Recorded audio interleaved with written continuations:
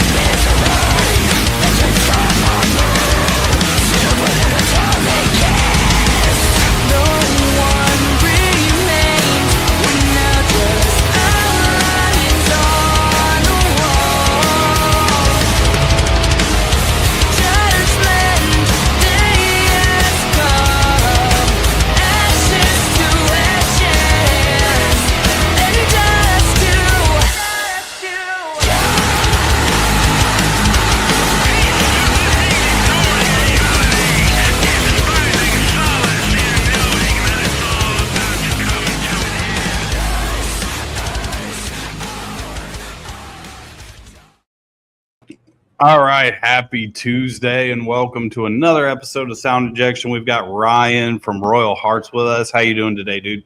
I'm good. How's it going, y'all? Absolutely fantastic. Normally, I had to hit the quick wardrobe change during the 60-second intro. I need a wardrobe change. What the fuck? Gotta move quicker than that. That is true. I had to get beer instead of a wardrobe change. So I thought that was more important. Normally, I pick on Meg, but instead, I'm going to pick on CB. So CB gets to go first today. So you guys just had a new drop in June. Can you talk a little bit about that for the audience that might not know that it's out yet? Absolutely. So first off, my name is Ryan. I'm the singer of Royal Hearts. We're a Florida-based metalcore band. We did just have a song come out in June called Consumed. It features vocals from Spencer from the California deathcore band Salt Wound. It was a slight change in direction for us. We went a little bit more on the heavier side. We really wanted to kind of embrace some of the themes that we've been building these past couple of years. If you've never heard of us, we write a lot of songs that are about self-growth, personal discovery, our own personal mental health, and kind of what it's like to transition it into like that early onset middle-aged adulthood that we're all in. I feel like a lot of people don't talk about that. You know, bands love talking about their teenage years and how high school and college sucked, but like, we still deal with stuff as adults, and we just want to express those things in our songs. So it's kind of part of where Consumed falls in place. Okay. And going off of that, you guys got some new music coming out, don't you? Oh, it's the Can't Stop, Won't Stop train, CB. So we have a new song coming out in just a couple weeks called Stars Won't Fade. It looks like she dropped out for a second, so we'll have to catch her up when she gets back. But we have a new song coming out in a couple weeks called Scars Won't Fade. We've got all of the pre-save links and streaming links available in all of our bios. This song is a continuation of one of the tracks from last year's EP called Brittle Bones and Shallow Breaths, and it's really kind of focused on grappling with the loss of a parent figure while at the same time becoming a parent yourself. So it's kind of walking that tightrope in grieving and then also giving love. Fantastic. And those of you that are watching right now, which there is quite a bit, we are actually at the very end, like we always do. We actually play a music video. We'll talk a little bit about the music video before we get into it, but we do have the music video for Consumed that we will play at the end. So make sure you stick around so you can check that out. Anyway, so I'm going to jump into a little bit of a personal question, which I always love asking this because we get a million different answers on this. So if you could only listen to one album and one album only for the rest of your life, what would that album be and why? So a lot of people think that because we are a metalcore band and we write a lot of heavy music, that all of us listen to nothing but heavy music. And that probably is pretty far from the truth. I would say if I had to listen to just one album for the rest of my life, it's a toss-up because this band has 9 albums and all of them are absolute fucking bangers. But I would probably go with Bayside's album Vacancy. Came out in like 2016 after the singer moved to Nashville, and I just think it's a really great album. I love Bayside, and I'm a big, I love pop punk. That's kind of where I started at. And you're the first person I've ever known that actually knows who the hell Bayside is. Well, congratulations. You finally met someone who knew the right answer to your question. I have never got to see them live, and I've always wanted to see them live, but they are so good. Oh, they are incredible. I saw them just last month. They came through Jacksonville and they played with Taking Back Sunday. And for me, as someone who's been a fan of that band for over 20 years now, getting to see them, and I was maybe 15 feet away from the stage, and that wasn't the first time I saw them, but it was an incredible experience.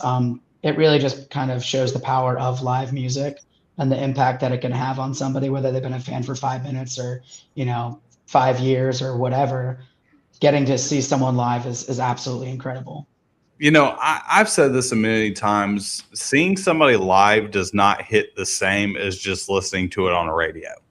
When you get to be there and see it and experience it like firsthand right then and there, it's a whole different experience.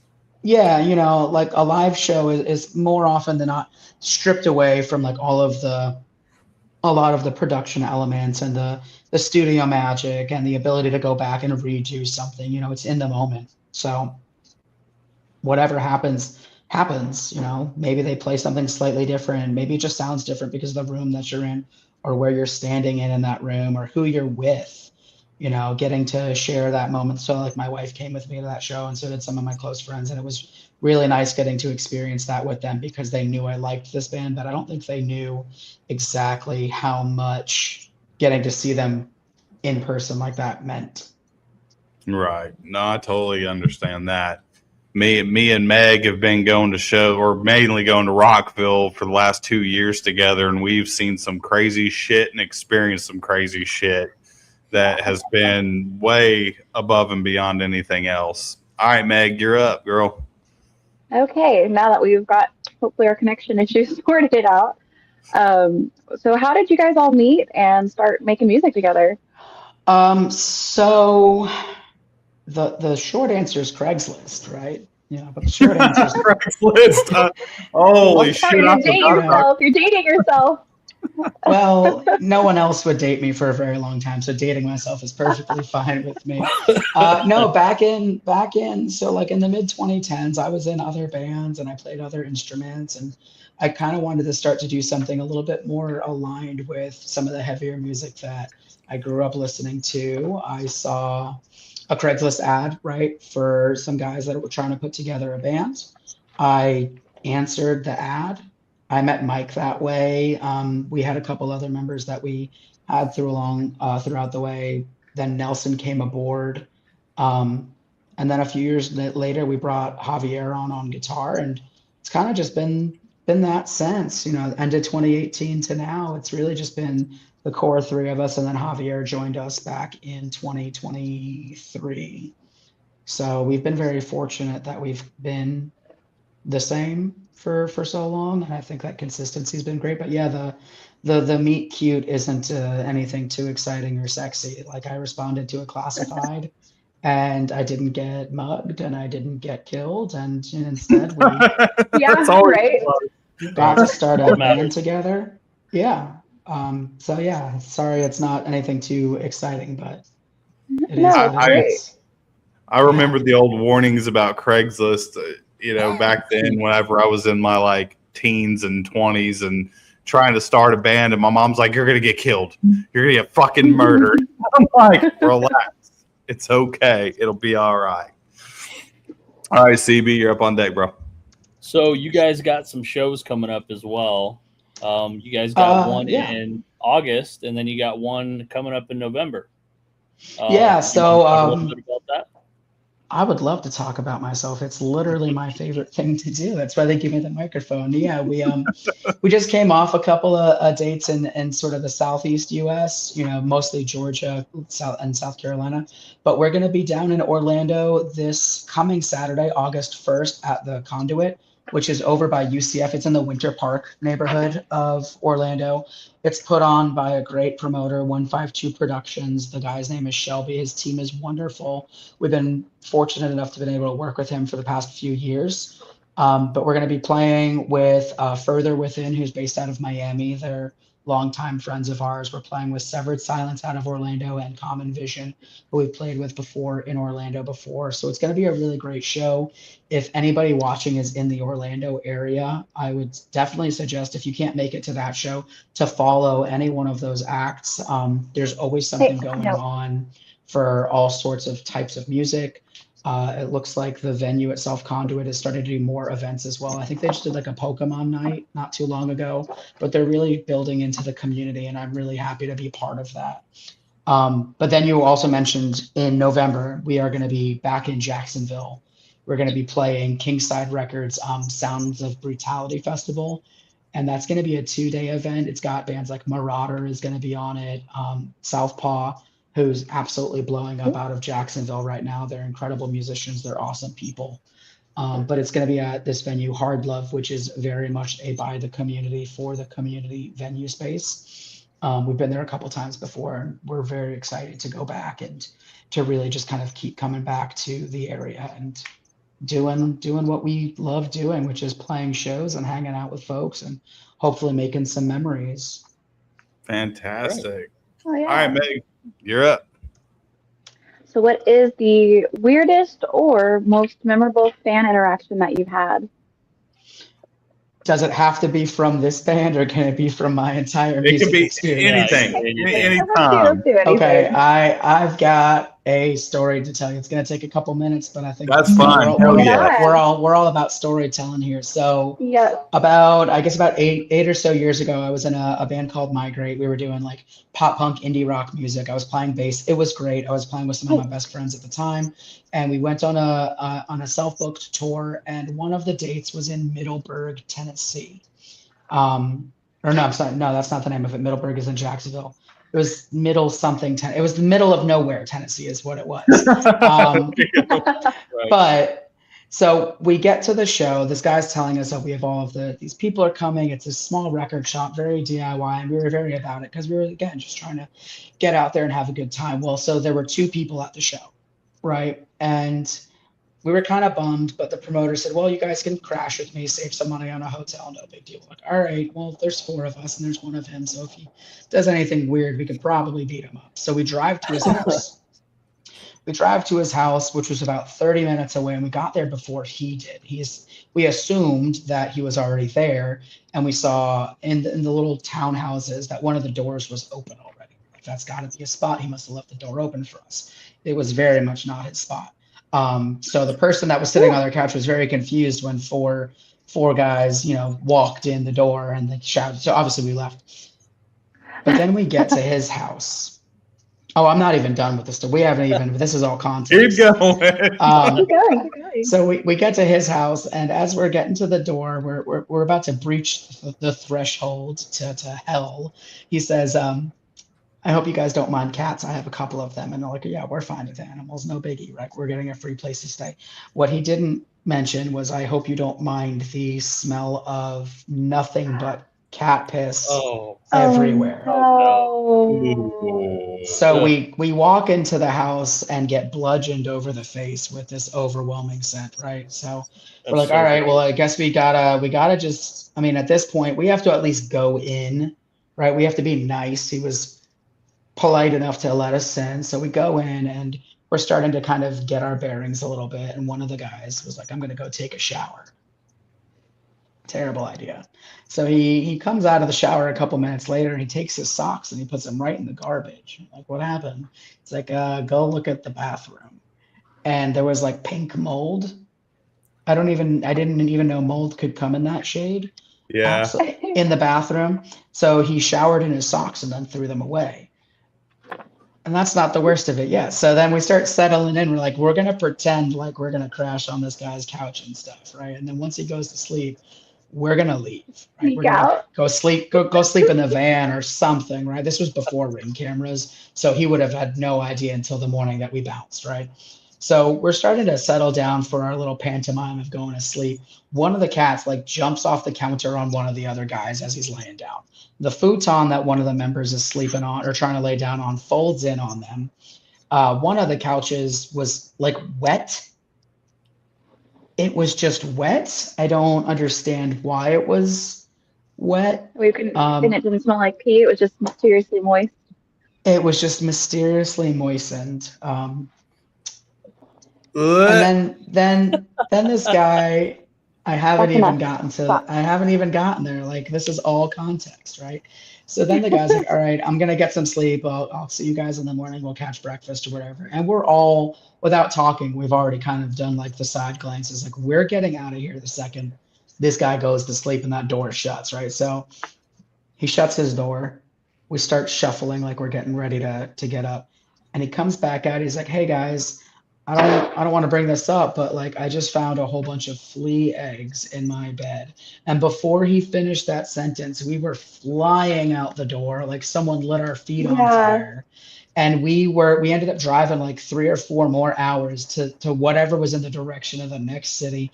I will never go back to whatever that middle of nowhere city is in Tennessee. I will go anywhere else in the world. I will not go there. Um, that story was from almost 10 years ago, and I still vividly remember so many of those details because it was such a genuine experience in the most Yeah. broadest strokes. It was just, it happened and it was wild. That is horrifying. Cannot. Yeah. Yeah. The only thing that could have made that worse is if there was a banjo player up on the front porch. Oh, I mean, There honestly, probably. had we been there long enough, maybe we would have heard the banjos. Oh But hell no! I just I hear It banjo. is- I'm getting the A little fuck out. yeah, it was just That is non-negotiable. The minute you hear that Okay. banjo go, you get the fuck out. yeah. Well, as I know you asked for like a what's the weirdest interaction. I hope that I delivered on that. Oh, you definitely On did. that premise. That was great. Well that- done. Well Yeah. done. That's going in the Hall of But Fame right I mean, I would say out of all of the shows I've ever played, outside of maybe someone being a jerk here or there or being a little like enthusiastic, that takes the entire cake and the bakery that it was made in. Yeah. Okay. So Yeah. playing off of that story, what is the worst or most embarrassing thing that has ever happened to you during a show? So I don't want to say like I don't think any specific one of these is the worst, but it happens consistently enough. Anytime we play a venue where like it's only maybe like a 6-inch step between the stage and the floor, I always slip. I always fall off it because I like walking up to the front of the stage and I'm not looking at my feet. I'm very focused on like what I'm doing. So I always kind of slip off it. Like I don't think I've fallen completely. Maybe the very first show we did, I think I fell. But there must have been some water or something on the floor because I'm not that clumsy. But yeah, no, I always fall, or sometimes I'll drop my mic when I'm moving around too much. But I don't think anything How- too embarrassing's ever happened. How was the recovery on that, or did you just slip like altogether, just wipe out? So I was a little bit younger, so the recovery wasn't too bad, right? So this was like 7 years ago, 8 years ago at this point. But if it was that very first show that we did, I think I might have bruised something because I think I might have went like straight to my hip. You know, Ooh, but again, that's I was rough. still in my 20s. I was still in my 20s, so like my hips were a little bit more elastic. If that happened now, I think I might have to just finish the show in like a wheelchair Yeah, it's like try doing that shit when you're in your 40s. and just It like changes. pop a wheelie in the pit or something. Like I don't know. Oh my god! Oh my god! Wow. Yeah, so I understand it. I mean, I would have rather had 6 inches because I've taken a 7-foot dive off of a stage before, and that was not fun at all. I'm pretty sure that I may have shit my pants by the time I hit the bottom. Oh my god. Yeah, a 7-foot fall. So I'm 5'3", so a 7-foot fall that may as well be like the Empire. That may as well be the Empire State Building for me. Like, Yeah, I'm not a fan of heights. Obviously, you know, I'll get over it if the stage is right. But you know, 7 feet that would take me out for quite some time. Mikey's killing me right now. Damn, you want to pull the Adam Sandler quotes on us? All right, CB, you're up, my friend. All right. So, as far as the music industry is concerned, what is something that you would change about how everything has been set up to right now? What would you change? That is such a loaded question because the same things that we would change are the same things that kind of help drive some of the fire behind pushing, right? If it was easy to make it in music, then I don't think people would do it as, you know, they wouldn't do it, right? There are so many things out there that are easy to do that people just straight up don't do because they don't see any challenge in it. But I think if there was something that I could change, maybe it would be shit. I don't really know the right way to answer this because again, like some people will say AI music, whatever. Someone's going to say streaming payouts. It is like, yeah, that sucks that, you know, artists put a lot of, you know, money, time and effort and the return on the actual music is been devalued because it's no longer, you know, you're getting 0.003 cents a stream. But these same people that are talking about that now, like if they were printing CDs in the 80s and the 90s and cassettes in the 80s and the 90s, they're not selling 50,000 of them. You know, they're selling the equivalent of a handful. So it's like, could I change it? Yes, I would change everything and make me like successful. Like, right? Like, yeah, sure. Put me on top of the mountain. I would change me being on top of the mountain. But I don't know, just maybe just kind of changing people's minds on being like closed off towards local and underground music instead of waiting for a band to pop off to start supporting them. Maybe like take away any of the sort of nerdy geeky stigma of like, oh well, you support local bands, maybe you should listen to real music or some sort of shit like that. Maybe people would be more accepting of going to those, you know, $10 local shows at their spots around town. So yeah, that. Sorry, it took me so long to get to that. I had to kind of work out the answer in my head. But yeah, if I could change anything, it would be people's perception on what local music is, because I think a lot of people see local as being less than, and I don't think that's always the case. Right. Okay. You actually have a question, and I can't post it because it's from an audio source, but you have Nina from Thailand would like to know what your advice would be if somebody has never been in a band and how to start. If they've never been in a band and they want to start, I think the first thing that they need to do is understand like what their instrument or role in the band is going to be. Like, are you going to be the guitar player, the bass player? But I guess after that, like if you're going to start a band, before you even talk to another human being, it would be figure out what you personally want to get out of being in any sort of music project, because not everybody has the same goal. if you want to tour and try and make that your career, the last thing you want to do is start working and investing time with people that don't want to do that at all, because all that's going to do is cause constant friction down the road.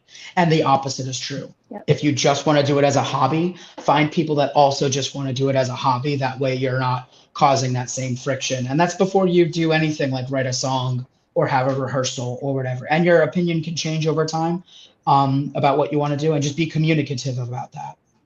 You know, Absolutely. that would be the first thing I would do.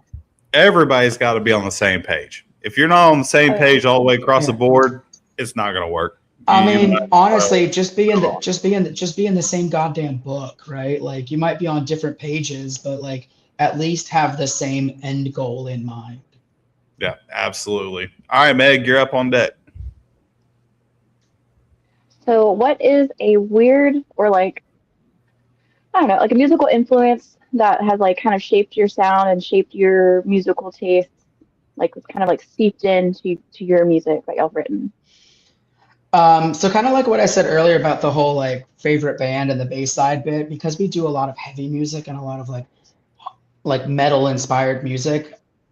I think a lot of people, again, might assume that we all listen to heavy stuff, but a lot of the lyrics that I write and a lot of the ways I kind of approach the shape of a song are very much inspired by like 2000s like emo music, like Taking Back Sunday and Silverstein and Census Fail. And those might not be weird, right? But in the space that we exist in, it's not always like the direct path that people might see. They may like, oh, well, you listen to this heavy band and this breakdown. And I have friends that send me like heavy music all the time, and every once in a while I'll check it out. But like, I'd rather vibe with some Dashboard Confessional. Like, sorry. Don't feel bad. Like, I know. Oh, I do not feel bad. No. I play in two different bands, and I get made fun of for this all the time, but I can't listen to metal before I write. Like, I cannot do it. So the one thing that I always listen to is fucking Post Malone. I will listen to Post Malone for weeks before I ever even attempt to write anything. Whatever gets you in the zone when I'm driving. So because we live on opposite ends of the states, I do a lot of solo driving to meet for gigs. Like on Saturday, I'll be driving myself to Orlando, and I probably won't listen to any music at all. I'll listen to like a podcast. Like, I listen to a podcast about pop culture and weird like cryptids and conspiracy theory. Like, I don't know if I believe in any of this shit, but like hearing people talk about stuff just keeps me like alert and awake while driving. And honestly, like that gets me in the mood for shows. Yeah. Here comes the question. Who wants to ask it? I mean, so what's your favorite cryptid? What's my favorite cryptid? I gotta go Jersey Devil. A lot of people are gonna say Mothman because he got them cheeks, but Jersey Devil. That's mine. It's Mothman. Right? So like, love Mothman. But I think the Jersey Devil's a pretty cool one to have, right? Because Jersey is hell, right? If you've ever been to New Jersey or met someone from New Jersey. It's the armpit. Okay, but at least you don't have to pump your own gas in Jersey. I wish they would make that more common around the state. I want to pump my own gas. I don't trust anybody else pumping my gas for me. What if they put sugar in the gas tank? What if they do that? Exactly. Yeah. Turn my gas tank into a fucking confectionery. And they lose their job. Dude, I don't fucking trust nobody hardly at all. So hell no. I'm sure as hell not trusting anybody with my $22,000 vehicle. Hell no.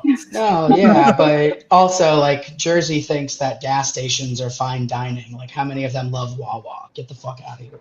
Yeah, no. I've been to Jersey and I've toured Jersey, and Jersey is fucking disgusting. I'm sorry. The only good thing that's ever come out of Jersey is Trauma Entertainment. Oh, yeah. There goes our marketing for Jersey. There goes our it's all right. Okay, well, so Jersey, there have actually been a lot of great bands that have come out of Jersey, but notice how they're all getting out of Jersey. Yeah. Right? They're not trying to become bands to stay in Jersey. They're trying to get the fuck out of there. We're from Jersey, but we don't really claim it anymore. We live in X, Y, or Z. Oh, no. Yeah. We're absolutely done. Yeah. Sorry, Jersey, for I'm catching sure all the there's some strays beautiful right things now. about Jersey. Yeah, the view to New York. Yeah. God damn. All right, I'm gonna agree with that. All right, so out of all of your touring, what is the worst food that you have ever had to endure on tour? Worst food I've ever had to endure on tour. I'm really bad with eating when we're on the road because I get like anxiety and I always feel like I never have time. Um, Probably saves you, though, but in the long run. I mean, it was probably some shitty gas station food, like a fucking hot dog off a roller or something. Like, I mean, I'm trying to think of like what was something so awful, but like we try to be pretty judicious when we go to these new cities. Like if we don't see something that has pretty decent reviews, we just kind of go to a chain. At least we know it'll be consistent enough. Which I know sounds super boring. Like you go to these different cities, and then you just go to like a fucking Chili's. But I mean, I know what Chili's tastes like. It's gonna taste like the same in every city. I will say we've had some incredible like hits. Like we've gone to some really cool spots. But in terms of like absolute misses, I think we've been pretty lucky on not getting the shit end of the stick when it comes to like food. Yeah, I've had the shit in the stick, and it was not fun. It was. Yeah. Literal. We literally have a T-shirt in our merch store that's based off of it, which Yeah. was gas station sushi. Yeah. Well, that's your fault. Like at what point Look, in that look. entire interaction did you think that the You're gonna have result to was tell going the to brought story. to him. It was in brought to him. my defense, it was not my fault because I did not know it was gas station sushi till after the fact because we had a blowout and I was the only motherfucker in the band that knew how to change a tire. Wasn't the first blowout you had that day either. No, it The was last not. one. No, it was not because one of us was shitting in the sink, one of us was shitting in the toilet, one of us was in the bathtub, and two people were shitting in flower pots on the fucking balcony. And most of us took Pepto-Bismol except for our drummer. He thought he was going to be straight. So we go. We got about 3 songs left, and all I hear in my monitor is, I shit my pants. I shit my pants. And the drummer literally shit his pants, and it is going everywhere. It is all over the floor, all over the kick drum. It is everywhere. That is so you shit your pants falling off a stage. He shit his pants at the kit. So you just need the rest of the band to shit their pants, and then you guys have all had that same experience. That's Exactly. who got you gas station sushi, and what did you do to them beforehand? This was our guitarist at the time who decided to cheap out and get gas station sushi instead of the actual sushi. There was a sushi place not 200 yards away from this gas station because it was in a big like shopping center. There was plenty of restaurants that they could have went and got us food. Instead, they decided to cheap out and get food from the gas station. Was that the only food the gas station sold? Like, I have no Jesus. idea. I didn't even go in there. I was changing the Oh, damn man. tire while they went and got the fucking food. that is just. You said that he doesn't play with you anymore, and I could No, like, he's not. that probably would have been like, hey dude, see ya. Like, No, that was like 20 years ago. oh, Thankfully. Jesus. Yeah, no, no, he's long gone. Actually, the bad thing is he actually plays in a bigger band now, and I'm not going to call him out on it. But oh yeah, hopefully he hasn't done that to his. Well, he's been in the band for a couple of years now, but hopefully he. Does Well, you not. said bigger band, so it's a better gas station. So they're at like $1. They're getting Bucky sushi now. Oh, Bucky's It's a- great. I would it's trust a that. Better. Bucky's still- is like it- heaven. Bucky's would do some shit like barbecue sushi, like figure out how to make like a roll out of like brisket. But awesome. it is still a gas station, and as I've previously said, Mhm. I don't get Oh. food from gas stations. Bucky's is I will get their really breakfast good. sandwiches. I like Bucky's breakfast sandwiches. They're good. The gas from their pumps is great. but it's not a restaurant. It's not a That's a restaurant. job. Yeah. Fair enough. No, I'm not. No, I've definitely gotten some of their food before, but like again, it's gas station food, so like I'm gonna always temper my expectations. Fair enough. Fair enough. All right, CB, you're up on deck, my friend. So, as far as your collective of bands' opinion, what would be your guys' goal for the rest of this year? Where are you guys wanting to get to by next year? So I think our current goal is to really grow sort of our presence in the heavy music space, online and in person, and start to branch out further and further into the southeast, and then kind of start going up the East Coast or start going further west towards Louisiana, Texas. We just want to take measured steps. We don't want to throw ourselves headfirst into something that doesn't have the right amount of research and planning behind it. Again, we're all closer to 40 than 30 at this point, so we have to be careful, and we have to use our judgment, and we have to rely on the advice and advocacy of our management team, who has been absolutely great. Shout out Core Collective, Katie and Mikey, have been awesome in guiding us towards achieving those goals. But I think, yeah, the goal for the end of this year is really to prep us for 2027, where we can take a further step outward on sort of like a touring aspect and start working with bands that see the value in what we can do and the work ethic that we have established and solidified over these years. Fantastic. So speaking on touring, we have a question from Megan from Australia. Do you Yeah, have that's my name. do you have any future plans of playing overseas? I would like the plane to land before we started to play, so I would like to get there. But I mean, if I had my way, right? Like if I could grant any wish, it would be that I could travel the world and play music. So yeah, I think eventually that could be something that's on our kind of purview. But I want to take each step as deliberate as possible. So if someone calls us tomorrow and said, "Hey, do you want to do like 5 or 6 or 10 dates in an overseas country?" As great as that would sound, I would have to make sure that that would be the right decision for us at that exact Right. time. Like, are we ready Right. to take that next step? And I want to say, of course we are, but like age gives you perspective on understanding all of the different factors into those things. But Meg, yeah, the answer is yeah, I would love to play overseas. I don't know if I could fight a kangaroo one-on-one in Australia, but I would love to try. I wouldn't suggest it. We just you gotta avoid you gotta avoid the feet and the tail, right? So you get up real close, Yes. like you get up in its grill and you just throw some eucalyptus at it, doesn't know what happened. I think that's a koala.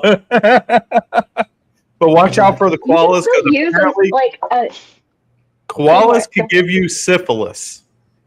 So don't Yeah. don't kiss the koalas. Got it. Yeah. Don't make out with koalas. Apparently koalas carry syphilis. Wait, isn't that a Kyoto song? You're making this shit up. That's what I've heard. I don't know if it's true. I feel like that's like a song name off of like a Victory Records sampler. Like I want to know who the hell fucked a koala to find that out.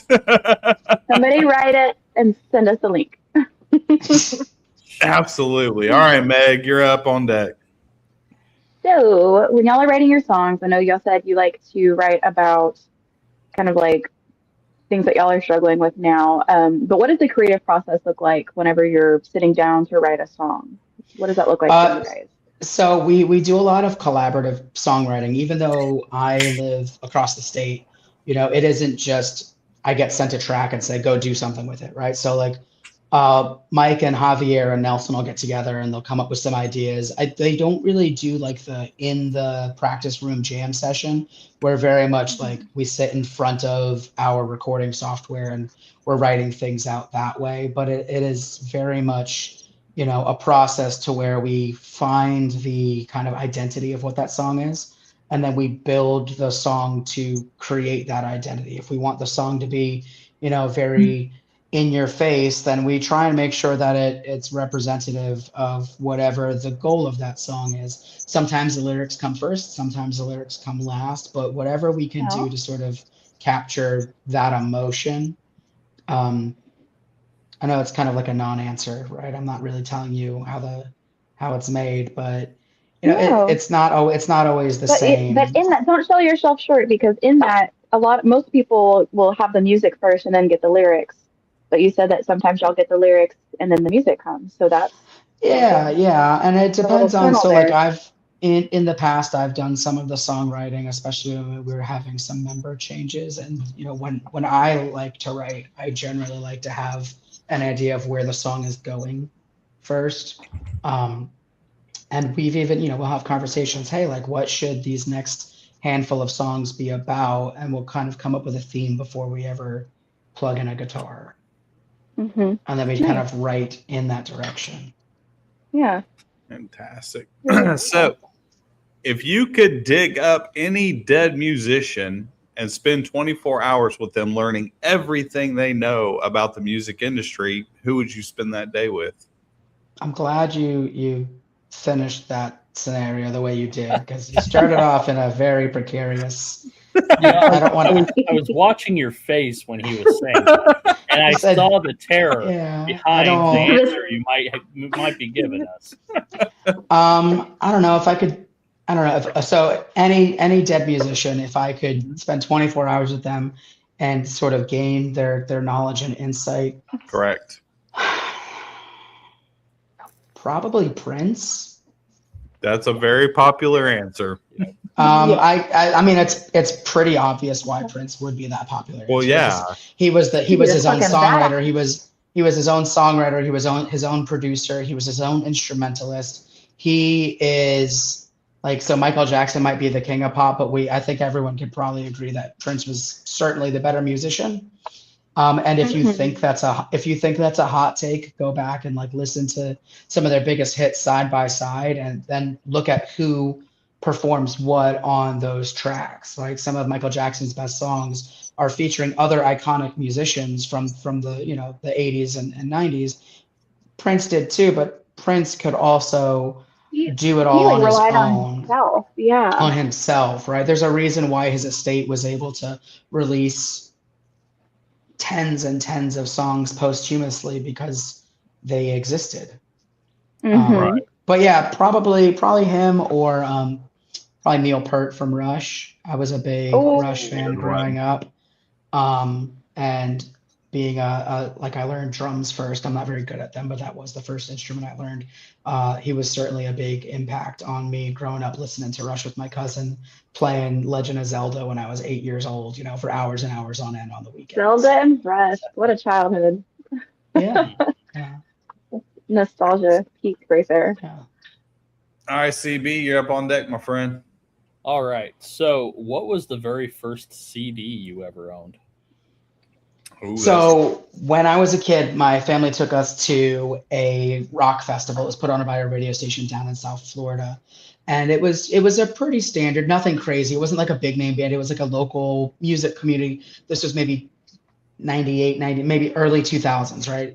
01, 02, maybe 03 or so. And the DJ from the radio station was up on the stage, and he was literally throwing like promo copies of CDs out into the crowd. And I caught the very first 30 Seconds to Mars album, and my brother caught the self-titled album from The Used, right? So we went home and we each listened to these albums, right? So I'm listening to the 30 Seconds to Mars album, and this is their first album. So this is like Buddha for Mary or whatever it's called. This is before A Beautiful Lie came out. And my brother got the Used album, and we both listened to them, and we both agreed that like we did not like the CD that we got, so we traded. So Nice. first album I ever got was 30 Seconds to Mars, but first album I ever picked was The Used. Okay. Okay. Fair enough. Fair enough. All right, Meg, you're up on deck, girl. So have you ever forgotten your lyrics on stage? I forget lyrics every single show to at least one song. Like an Instagram fucking lyric. God damn it. Oh, I know they're my own lyrics, but like I forget to do my laundry sometimes. I'm not like, I forget shit. Like, of course, like I have forgotten at least one line per show forever. Just guaranteed. So now the fans need to try to play the game. Okay, like what lyrics are you gonna miss this time? If you know what lyric I'm missing, I'm gonna be just flattered that you know all of the words to a song and you know if I'm not doing Exactly. that. So I'm not even like if someone says, "Oh, well, you forgot the line in such and such," I'd be like, oh, "Okay," but like really, I would be flattered that they know That they what know it that so line is well. supposed to be. Yeah. Okay. All right. Awesome. Fair enough. Fair enough. So we have another question from Shelby in Canada. She said, if you could collaborate with anyone musically, who would you like to collaborate with? I would love to have Shane Told from Silverstein on a song. That's kind of like my one singular bucket list. I know that um, it would really just it would be such an incredible joy to have that kind of just as something that I've been able to do in my lifetime. I admire their longevity as a band. I admire his growth as a vocalist over the last 25 years, that he still Whew. sounds as incredible as he Yeah. sounds. And he's been doing it longer than some of the folks that have come out to see us have been alive.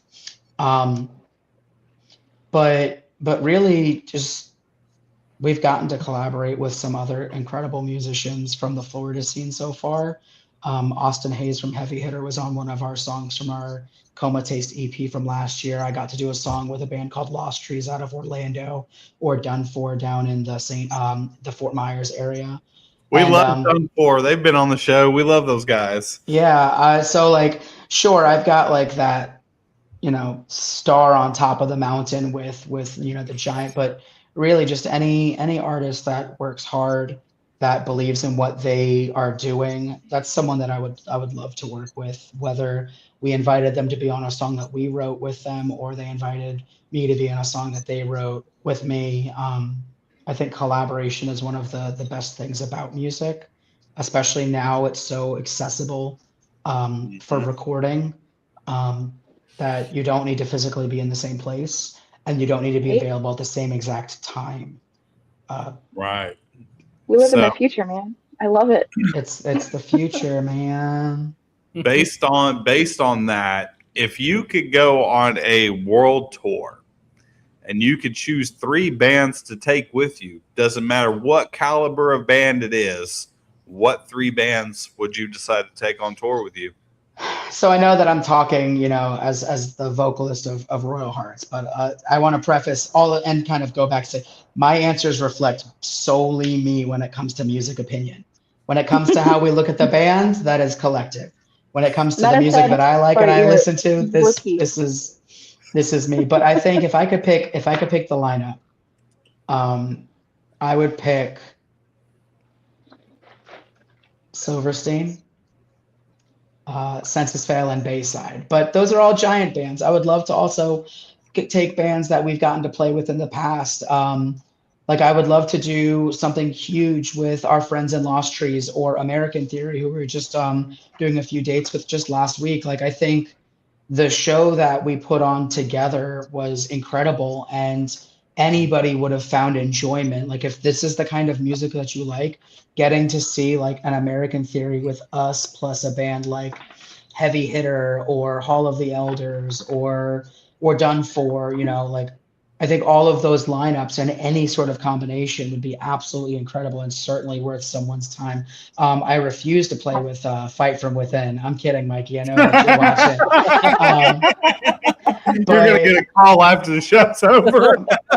I was watching your podcast, and it's like I'm gonna. We just got dropped. I'm so sorry. Gotta go, guys. No, yeah, like I would love to do these tours with these massive artists, but at the same time, like if we get to do these incredible experiences with artists that are coming up just like us, like I feel like that would be just as special, if not more, because we're getting ourselves into those positions to where we are the artist that people are buying the tickets to go see. We aren't just the opener, right? We aren't just the support act. We're the experience that people are looking forward to. All right, fantastic. All right, CB, you up on deck, my friend? So if you could insert a random instrument into your band, what would that be? Probably violin. I don't know why. I like the violin. When I was a kid, I had listened to, God, there was some song that had a violin in it, and I said to my brother, who I had learned how to play music with, right? So we had our own band together. One of the benefits of having a brother that's so close in age is like we did these things together. I had said to him, I was like, man, Daniel, like having a violin in this song would be like really sick. And he bought me a violin for like Christmas or for my birthday.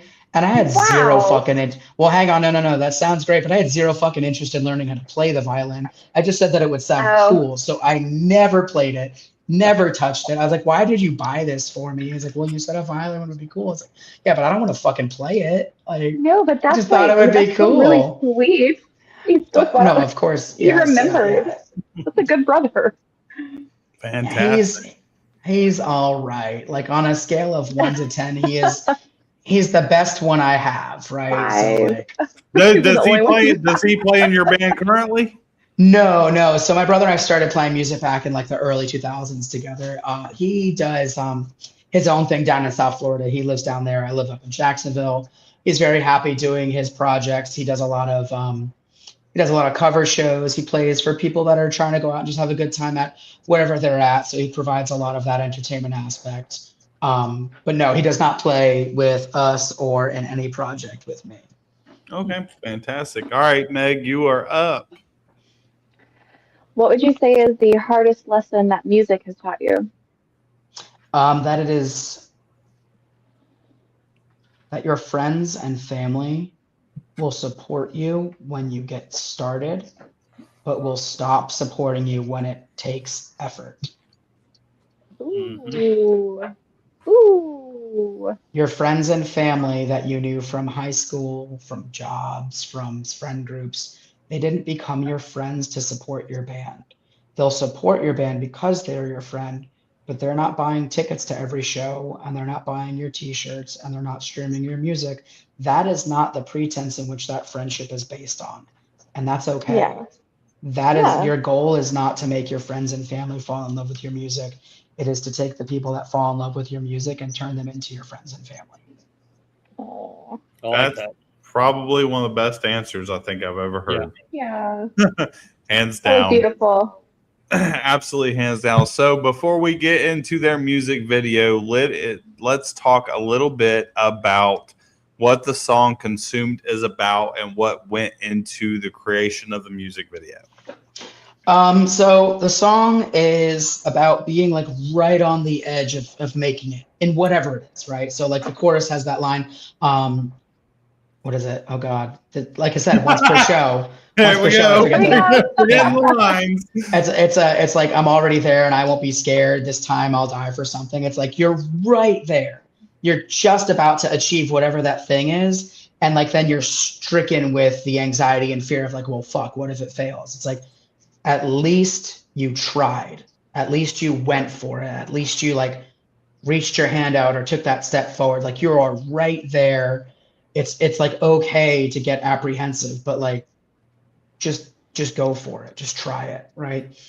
And that's kind of where we took the idea of our music videos, not in the theme of the videos, but in the execution of them. So we stopped outsourcing video work about 1.5 years ago.